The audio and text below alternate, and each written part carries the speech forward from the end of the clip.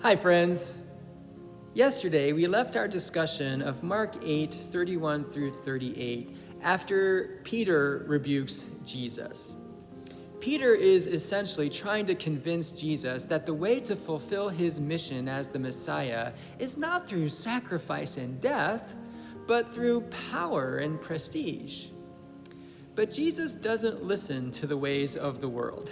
Jesus listens to God. So Jesus rebukes Peter.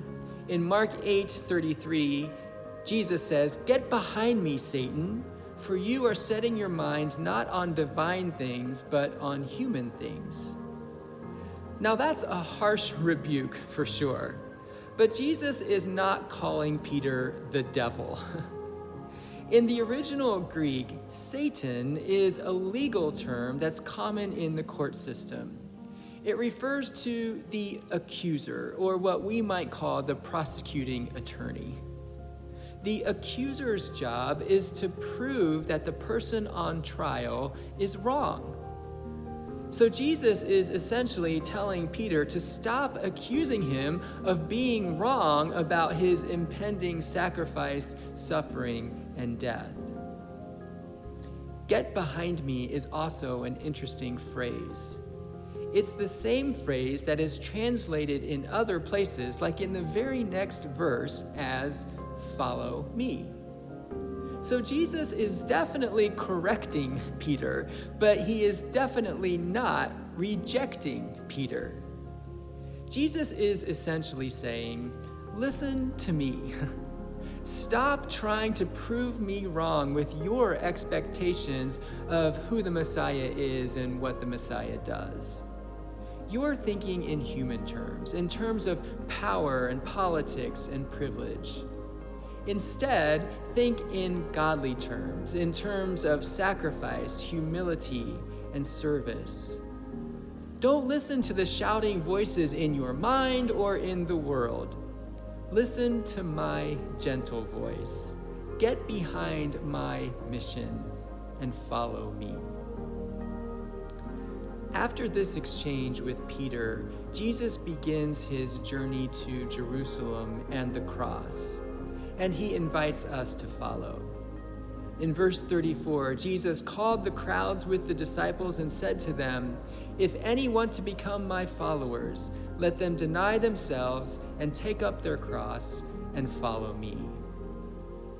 Now, it's easy for us to dismiss or to miss altogether the danger inherent in that invitation. In first century Palestine, the cross was not a religious symbol. It was a vicious form of capital punishment that Rome reserved for political dissidents. Crosses were actually a common sight. They were kind of like billboards that advertised the power of imperial Rome. To take up your cross literally meant to put your life on the line. Now, in many places in the world, it is dangerous to be a Christian. Christians are discriminated against and jailed and even killed. Families are torn apart, churches are destroyed, Bibles are burned. We here have it easy. Now, I've heard Christians here claim persecution because of local, state, or federal laws, because of public school policies, because of social media criticism, and things like that. But friends, let me tell you, sharing our freedom with people of other faith and with people of no faith at all is not persecution. So then what does it mean for us to take up our cross and to put our life on the line for Jesus? Well, maybe we need to do some serious thinking and praying about that. But one place to start is to set our mind not on human things, but on divine things. We are called to listen not to our own expectations or to our culture's norms and biases, but we are called to listen to the truth of God, no matter how difficult or disturbing it may be. We expect God's mercy to be reserved for the upright, But the truth is, God's mercy is for sinners. We expect God's strength to be displayed in power. But the truth is, God shows his power in weakness. We expect God's wisdom to be expressed in clear self-help maxims. But the truth is, God reveals his wisdom in parable and paradox.